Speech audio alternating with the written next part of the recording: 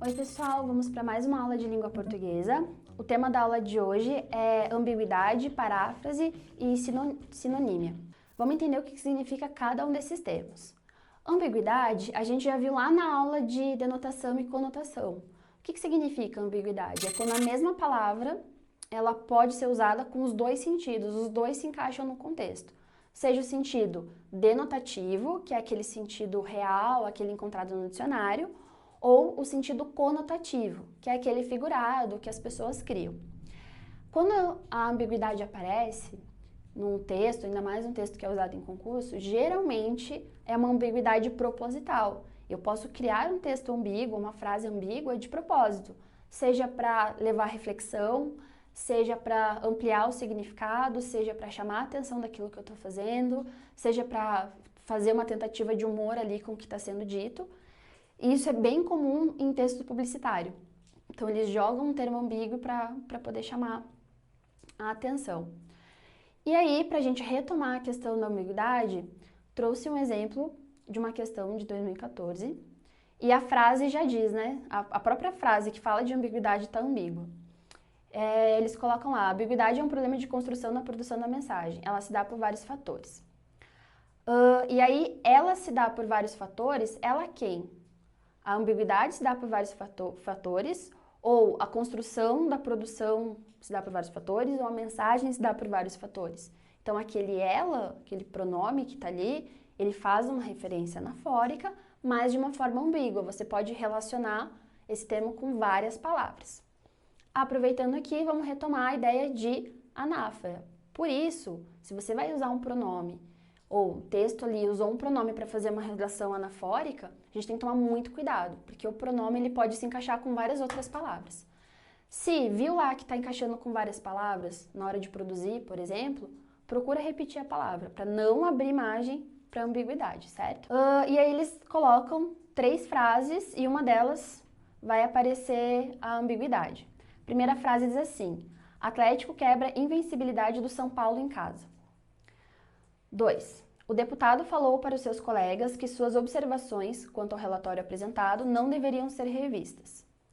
3. Policial atira em assaltante com arma de brinquedo em São Paulo.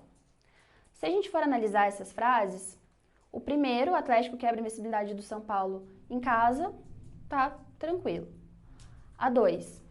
O deputado falou para os seus colegas que suas observações quanto ao relatório. Suas observações de quem? Do deputado ou dos colegas? Então, a gente não sabe exatamente de quem. O policial atira em assaltante com arma de brinquedo. Quem estava com a arma de brinquedo? Policial ou assaltante? Então, a gente entrou ali em algumas questões de ambiguidade. E aí, todas as alternativas, elas vão dar a opção de reescrita em que você tira a ambiguidade. O que chama atenção aqui nessa questão? Ele pede para arrumar a alternativa, o comentário incorreto sobre as frases. Vocês vão lendo lá, não, essa aqui ficou boa, tirou ambiguidade, essa aqui também, essa aqui também. Se vocês acharam que todas ficaram boas, leia com mais atenção.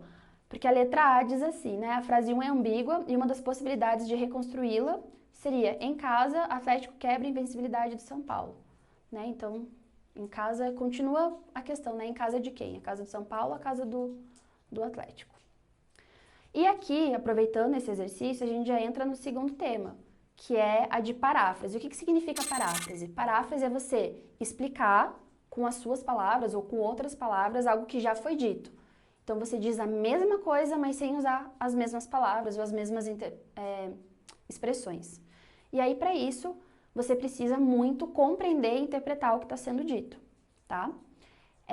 Para isso, de novo, na hora de reconstruir, você vai fazer exercícios de substituição por sinônimo, por hipônimo, por hiperônimo, que a gente já viu nas aulas anteriores. Então, um exemplo de como que isso pode ser cobrado, né?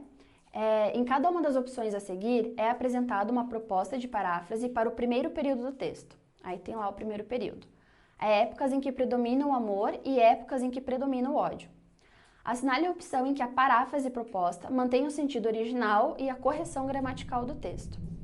Então, é meio redundante aqui, né? Mas proposta mantém o sentido original. A ideia de paráfrase sempre é manter o sentido original do que está sendo falado. Aí tem lá, tem épocas que ora o amor ou ora o ódio predominam. Qual é o erro dessa alternativa? Não são épocas diferentes, é dentro da mesma época, prevalecer uma hora um, uma hora outro. Letra B, ódio e amor emergem em épocas distintas. Aí você vai trabalhar, uma hora emerge uma hora emerge dentro, em épocas distintas? Não, de novo, dentro da mesma época você vai ter um pouquinho de cada um. C, em algumas épocas predomina o amor, noutras o ódio. E aí parece que tem algumas que não aparece nenhuma, né? Letra D, quando o amor predomina, não há ódio. Aqui mudou completamente o sentido do que está sendo dito. A ideia não é anular, mas sim mostrar a relação entre os dois. Há épocas onde o amor predomina e em outras o ódio. Então aqui ele está colocando a existência e a efetividade desses dois, ele coloca o verbo no presente, que é o que está na frase original. Ele usa o verbo haver, né, que dá mais segurança à estrutura, então não é algumas épocas, não. Há épocas, não algumas, né, sempre vai ter alguma prevalecendo, e aí ele vai jogar a ideia de amor e de ódio juntos ali, beleza? E aí a gente chega na resposta, que é a letra E.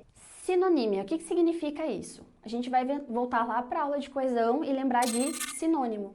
Então, relação de sinonímia é relação de sinônimo, onde eu posso usar uma expressão que equivale a outra. E aí aqui eles usam bem específico a ideia de substituir uma expressão vocabular complexa. O que eles querem dizer com isso?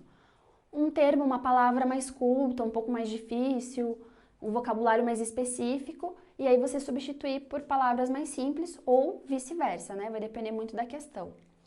Por exemplo, o prestigiado professor recebeu uma homenagem por seu trabalho. O termo em negrito, prestigiado, poderia ser substituído sem alteração de sentido na frase por importante, famoso, antigo, aposentado ou jovem.